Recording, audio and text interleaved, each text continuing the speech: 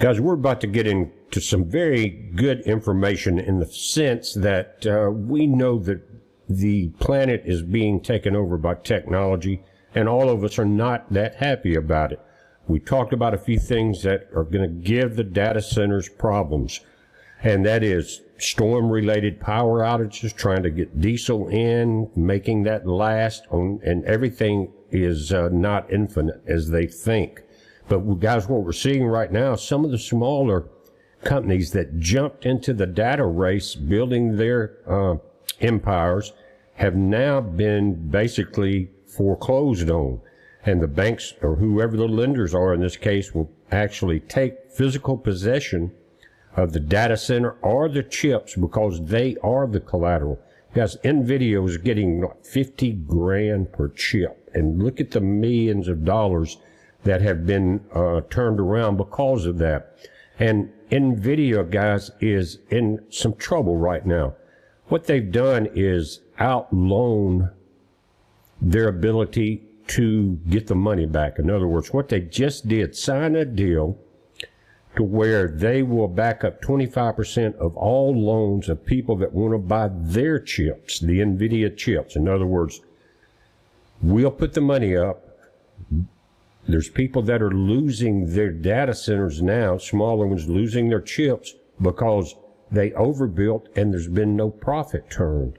So Nvidia, the top dog whose stock skyrocketed not too long ago, guys, because of this pricing they get on their chips, is now loaning out money to keep their product in the sales line, if you understand what I'm saying.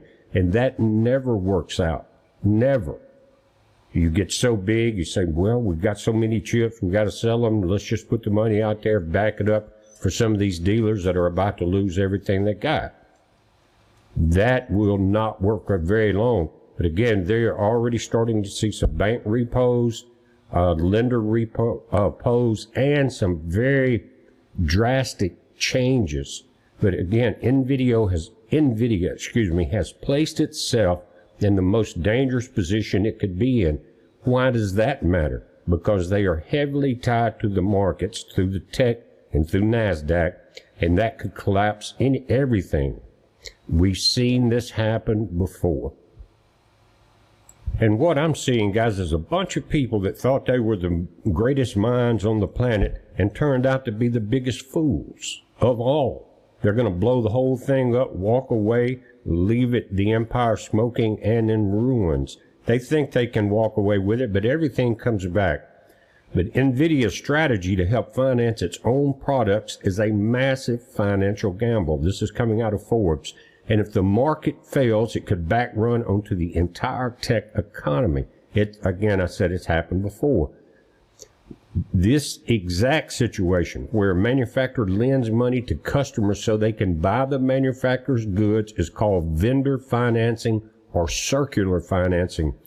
And that is what Nvidia is doing. Historically, when huge industries have tried this during a slowdown, it has ended in severe financial crashes. Now, it's more than just a slowdown, guys, because it never got started. In other words, a lot of these smaller companies now, the bill has come due. They're sitting there with empty pockets because they've given Nvidia $50,000 or more per chip, and they're sitting there with thousands of them they can do nothing with, and some of them already have the chips and don't even have the power yet set up to run them. So the bills are due. What is happening? Well, the lenders can come in, they can physically lock down the data center, but that is not a good thing because you're going to lose computing power, and other things like that. An empty building is not profitable for a lender. They have to try to move that stuff around. Now, the chips that are being repoed probably will go on the market at a much smaller price. Who would take advantage of that? Maybe the original lender. I've seen it happen with gold and silver on the internet, guys. You get the price way up. You get some people selling. You get the price way down, and then those people come in and scoop up the low prices. But this is going to backfire because these chips are not like a home where you can buy it, you got equity, and it's going to last for a while. Every year or two, these chips are becoming obsolete. And so it's not something you can stock on the shelf like a starter for your car and expect it to work down the road when it's needed. By that time, these chips will be bypassed by things like Willow, the Q chip, things like that. And so they have put themselves into a financial death spiral. And what they're doing, especially the big tech companies, guys, they're keeping this on the down low big time. You have to kind of dig a little bit to find out, not necessarily about Nvidia and their loans, but some of these people that are getting their assets repoed. When these smaller companies go under, you rarely see a public bankruptcy announcement. Instead, two things happen to keep it quiet. You have these fire sales. The failing company's venture capitalists quickly arrange a fire sale. A larger competitor quietly buys the struggling company's chips and takes over their debt before an official default is ever filed. Hide the disaster, because people will panic and Nvidia will lose everything. Anyway, you also have quiet asset transfers because the chips are held in standalone financial structures called special purpose vehicles. The lenders simply change the name on the contract and hand the keys to a healthier tech company. The servers stay plugged into the wall, so to the outside world, it looks like nothing happened. Now, if you look at what a scheme this is set up, or how it's set up, Nvidia sells you $50,000 chips. You know, probably cost them a few bucks to make, who knows. Anyway, $50,000 chips, then you cannot pay that money back because you haven't made any profit yet, and neither has any of the other AI companies. The only profit is Nvidia selling chips and people like that. All right, they sell you the chip, it depreciates, you get repoed, they get the chips back for pennies on the dollar. Now, they don't have it. When I say that a chip can be outdated, as far as like a large language model or something like that, one of the newer AI chips, they can still be repurposed. In other words, you can repurpose them for lesser tasks. In other words, maybe mathematical equations or something like that, you know, Suno or art or whatever it is, something that's not on the high end of the super intelligent systems, if you understand what I'm saying. They can be repurposed, but they've got a really tight lid clamped down on everything, whether it's the sale or the transfer or how many of these chips are going into fault. In other words, how many do they have to replace during the year and things like that. They don't let any of that data out at all. Again, these high-profile AI hardware startups have run into massive financial walls. The reason I'm doing this video and the other ones about the power getting knocked out, things like that, the cost, the expense, the water, everything else, is that it needs to stop. I understand you need AI for certain tasks, but this has gotten out of hand. China has a few hundred data centers. We have thousands, and they are one step behind us. As a matter of fact, their new chips are much cheaper than Nvidia's. Anyway, some high-profile AI hardware startups have run into these firewalls. For example, Cerberus has to indefinitely delay its highly anticipated stock market launch, the IPO, due to extreme funding and customer concentration risk, forcing them to scramble for alternative financing just to survive, not to make money, just to survive. Do you see this as a critical turning point? They got the wagon ahead of the horse building the grid. They got the finances ahead of the horse now and lending out everything with no possible way to recoup before the chips are outdated, depleted, and forgotten about. A massive trap they have set for themselves out of greed and out of power quest, if you want to say it like that.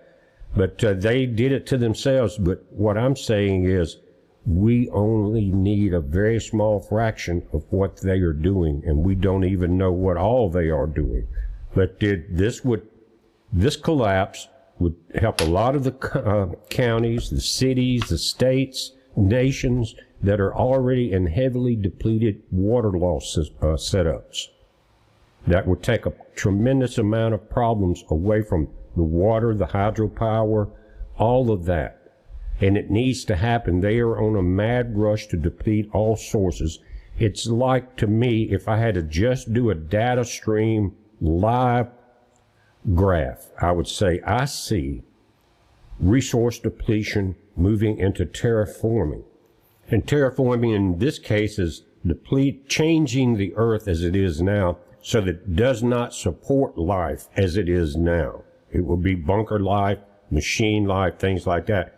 That's what they're rushing for, guys. They don't need that much water and they don't need that much data, but they do need to rush this Earth cycle into silence. It has become too noisy before, and that's exactly what they're pushing for right now. Now, some of these smaller venture-backed cloud providers bought thousands of chips using massive debt. Guys, think about thousands of $50,000 chips. And no wonder the NASDAQ was propped up. When they couldn't find enough customers to rent those chips to cover their monthly loan payments, not make money, they quietly shut down or sold their assets to competitors at a loss. That loss comes back to bite somebody. Maybe it won't be a bail-in, but the Bitcoin miner pivot failures, guys, look at this. Many crypto mining data centers tried to quickly pivot into AI data centers by taking out heavy loans for chips. Multiple operations collapsed because they lacked the specialized power grids and liquid cooling systems to actually run AI hardware. But if you remember, I did a report a couple months ago on these data centers, and they're paid more money to stay off the grid with your taxpayer money that supports the grid, say in Vegas. They're paid more money to stay off the grid than they make mining Bitcoin. But they thought they would jump right in there too, and so they put all their eggs into one basket, and that basket is creating some very large holes in the bottom of it.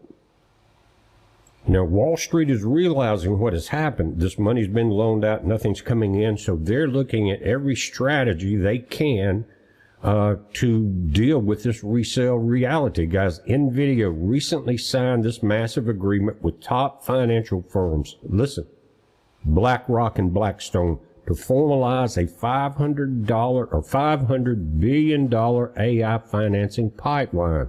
The entire purpose of the plan is to treat deployed AI systems as standardized, transferable assets that a lender can easily size, seize, and resell if a borrower fails to pay. If there are buyers, if there's people left with enough money. But what they've done is tie in a couple of the big financial firms, again, BlackRock, Blackstone, into this black hole, like watching your money go into a boat. It never stops. And that's what they're doing right here. Now, is that on purpose also? We know that there's being a lot of resources depleted. You won't be able to grow much food anymore in the desert Southwest because of irrigation loss. Now, would the intentionally, as we see green paper money becoming very useless, especially in their eyes, will we see banking collapses because of this, like Fannie Mae, Freddie Mac, and then that collapse the economy along with the grid and the food supplies and the resources? Is it a major plan we're just seeing and trying to piece it all together at one time? We don't know, guys. I'm not going to draw this out for a long video. I think I made the point. They're in trouble. They're going to pull in the big folks, again, BlackRock and that group, and pull them down with it. How will it work out exactly? We're not sure yet, but it's definitely something to watch, and it needs to stop.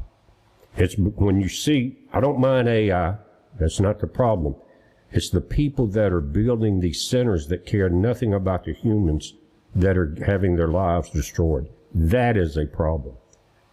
Anyway, guys, we're watching it. You watch it, and this is a heads up. Be safe.